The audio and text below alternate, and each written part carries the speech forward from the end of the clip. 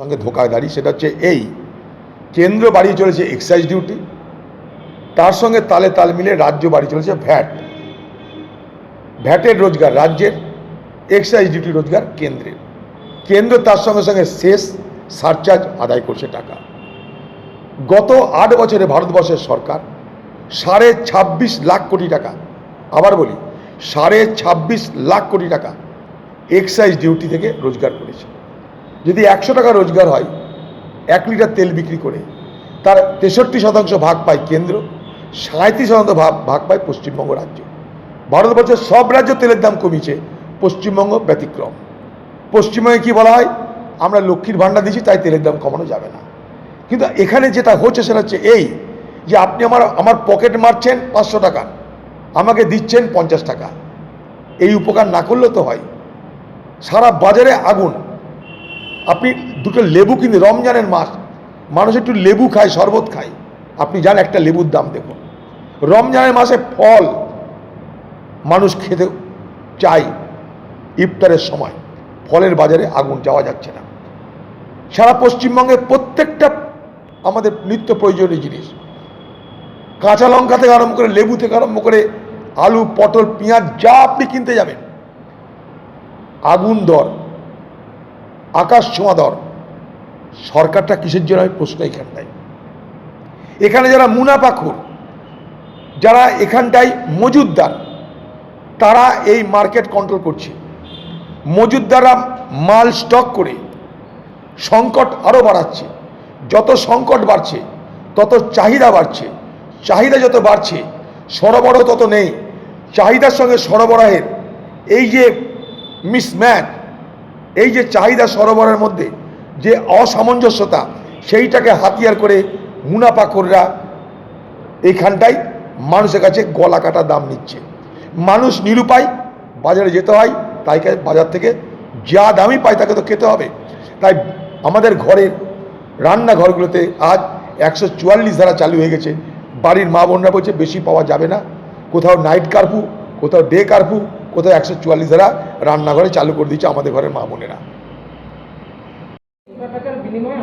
Central জেলগুলো, এখানে যারা মাদক পাচারকারী, তারা তো জেল প্রশাসনের নজরে দাঁড়িয়েই সব কিছু করছে। লুকোচুরি কিছু নাই পশ্চিমবঙ্গে। প্রশাসনকে পয়সা দিচ্ছে, মাদক পাচার হচ্ছে, নেতাকে পয়সা দিচ্ছে, মাদক পাচার হচ্ছে। আমি একটু কি বললাম, করিডোর পশ্চিমবঙ্গ। আমি বলে দিই আপনাদেরকে, পশ্চিমবঙ্গ মাদক পাচারের করিডোর, জাল টাকা পাচারের করিডোর, নারী পাচারের করিডোর। আপনি মিলিয়ে নেন আমার কথাগুলো।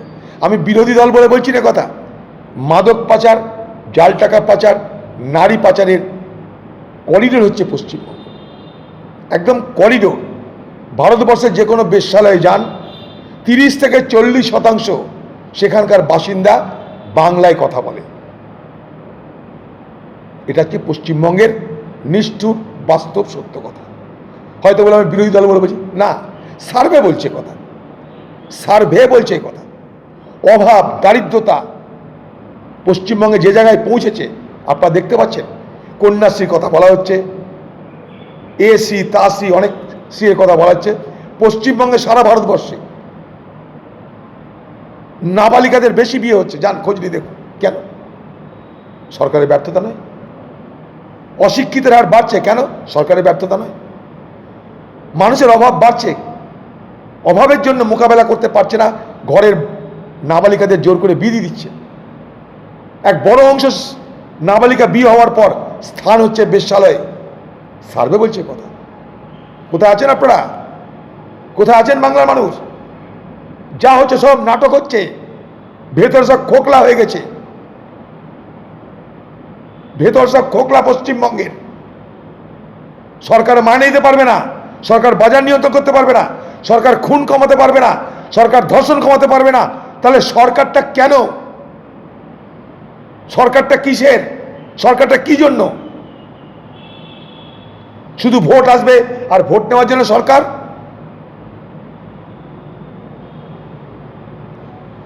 দেখলাম ভয়ঙ্কর ব্যাপার, আপনাদের মিডিয়াতে দেখলাম, আপনাকেও দেখলাম কালকে। খুব খুব চিন্তার বিষয়। মুর্শিদাবাদ জেলাতে বাইরের ক্রিমিনাল প্রবেশ করছে। একে তো মুর্শিদাবাদ জেলার বাংলাদেশের এবং সারা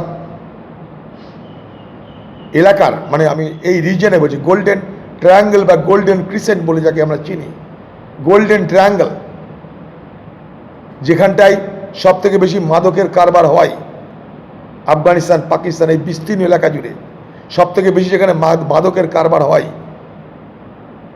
সেইখান থেকে এই পশ্চিমবঙ্গ ট্রানজিট রুট হয়ে গেছে, অর্থাৎ মাদক পাচারের করিডোর পশ্চিমবঙ্গ। এবং এই পশ্চিমবঙ্গের মধ্যে মুর্শিদাবাদ, মালদা এই এলাকা মাদক পাচারের করিডোর। আরও বলি আপনাকে, জাল টাকার ক্যাপিটাল হচ্ছে মালদা, ফেক কারেন্সির ক্যাপিটাল, জাল টাকার সব থেকে বড় ঠেক হচ্ছে মালদা, মুর্শিদাবাদ। এবং এই বিস্তীর্ণ এলাকা যেহেতু সীমান্তবর্তী এলাকা, এই সীমান্তবর্তী এলাকা দিয়ে একদিকে মাদক পাচার চলছে, একদিকে জাল টাকার কারবার চলছে, এবং মুর্শিদাবাদের ফারাক্কা পার হলেই ঝাড়খণ্ড, আরেকদিকে বাংলাদেশ। ফলে দুষ্কৃতিকারীদের, ক্রিমিনালদের, আন্তর্জাতিক মাফিয়াদের, সে গরু পাচারকারী হোক, মাদক পাচারকারী হোক, ওষুধ পাচারকারী, সকলের ক্ষেত্রে একটা নোম্যান্স ল্যান্ড দেখে, যেখানে কেউ বলার নেই। পশ্চিমবঙ্গের যে প্রশাসন, সে প্রশাসন পয়সা খায়, তৃণমূলের নেতা পয়সা খায়, এখানে ধারের লেসে চলছে মাদক পাচার আর জাল টাকা পাচারের কারবার। তার সঙ্গে গরু পাচার আছে, ওষুধ পাচার আছে, সব কিছু আছে। মোদি আর দিদির মধ্যে তো আন্ডারস্ট্যান্ডিং আছে, তাই করছে না, বলার কি আছে? দিদি আর মোদির মধ্যে আন্ডারস্ট্যান্ডিং একটাই, কংগ্রেসকে দুর্বল করো, বাকি যা হবে উপরে উপরে আমরা করতে থাকবো, কোনো চিন্তা নেই। মোদি বলবে হিন্দু বাঁচাবো, দিদি বলবে মুসলমান বাঁচাবো, হয়ে গেল। বাকি দেশ বাঁচুক, মাথা ব্যথা নাই, রাজ্য বাঁচুক, মাথা ব্যথা নাই। খবরের কাগজ খুলুন, ধর্ষণ খুন ছাড়া কোনো গল্প নাই। বাজারে আগুন, পেট্রোল ডিজেলের দাম হু হু করে বেড়ে চলেছে, মানুষের পকেটে পয়সা নাই, মানুষের রোজগার নাই। রোজগার করতে গেলে, চাকরি পেতে গেলে 20 লক্ষ 25 লক্ষ টাকা ঘুষ দিয়ে চাকরি পেতে হয়, সেখানেও যোগ্য লোকদের স্থান নেই। সারা বাংলা জুড়ে এই অনাচার, এই নৈরাজ্যের মধ্যে আমাদের বসবাস করতে হচ্ছে। সেখানটাই পশ্চিমবঙ্গে কুস্তি, দিল্লিতে দোস্তি করার কি মানে আছে? ভারত সরকার যে তারাকারের ব্যবস্থা নিচ্ছে না, এখানে বাতালে মেরে কী লাভ আছে? এখানে ভাষণ দিয়ে কি লাভ আছে? বিনা রেশনে ভাষণ আর কত শুনবো আমরা?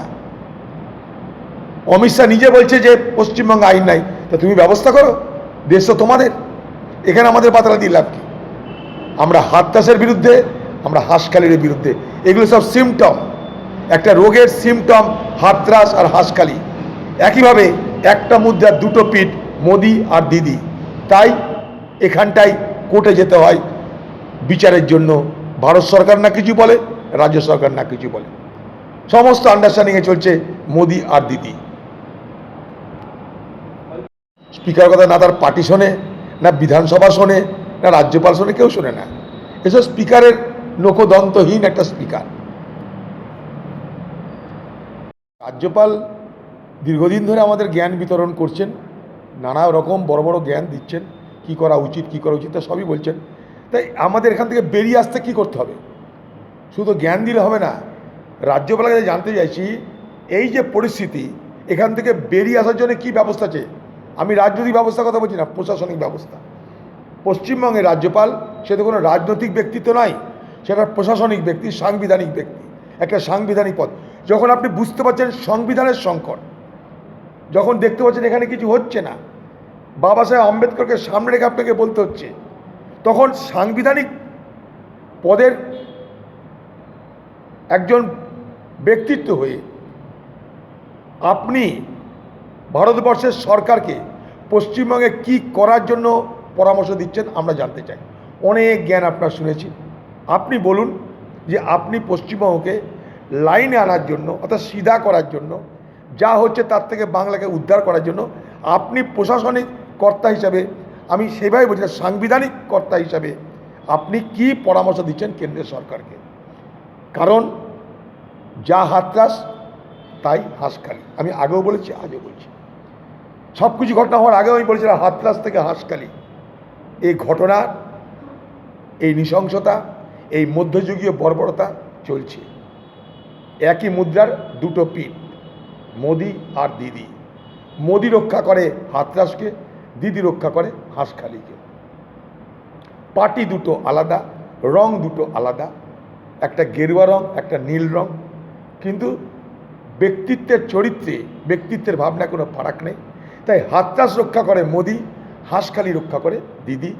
সেখানে এবং এখানে সরকার যাদের, তারাই এই ঘটনার পিছনে সবথেকে বড় প্রশ্রয়দাতা, মদতদাতা।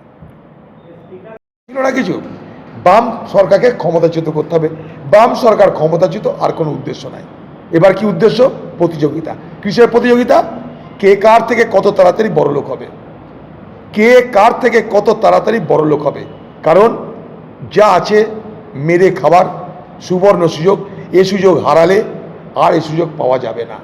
কখন কার ঈশান কোণে মেঘ ওঠে তার কোনো গ্যারান্টি নেই। ফলে সময় থাকতে মেরে খাও। এই সময় থাকতে মেরে খাও করতে গিয়ে দুর্নীতির পাহাড়ে আজকে তৃণমূল পার্টি নিমজ্জিত। স্বাভাবিকভাবেই সংঘর্ষ ছাড়া কী হবে?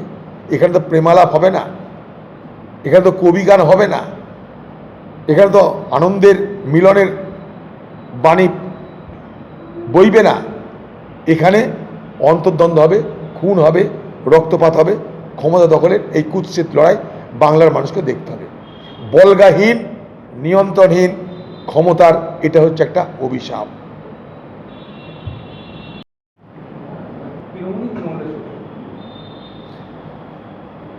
একটা কথা আছে না যে absolute power is followed by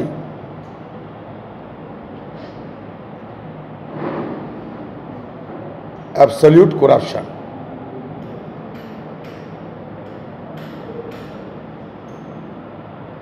অর্থাৎ অনেক যখন ক্ষমতা চলে আসে, প্রচুর ক্ষমতা আসা মানে প্রচুর দুর্নীতি। কারণ প্রচুর ক্ষমতা, একছত্র ক্ষমতা মানে সেখানে বিরোধীদের জন্য জায়গা কমে যায়। যেখানে বিরোধীদের জন্য জায়গা কমে যায় সেখানে